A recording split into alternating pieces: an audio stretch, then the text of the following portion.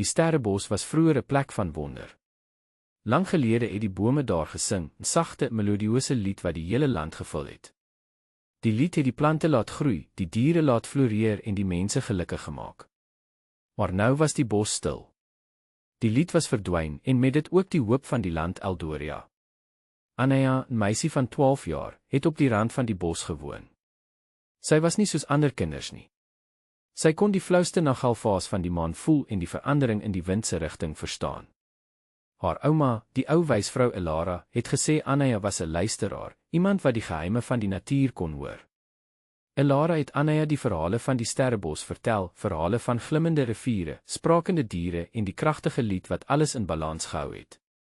Maar Elara het ook gewaarsku oor die skadu en duistere mag wat die bos probeer vernietig het. Volgens die verhale het die skadu die lied gesteel en die bos in stilte gedompel.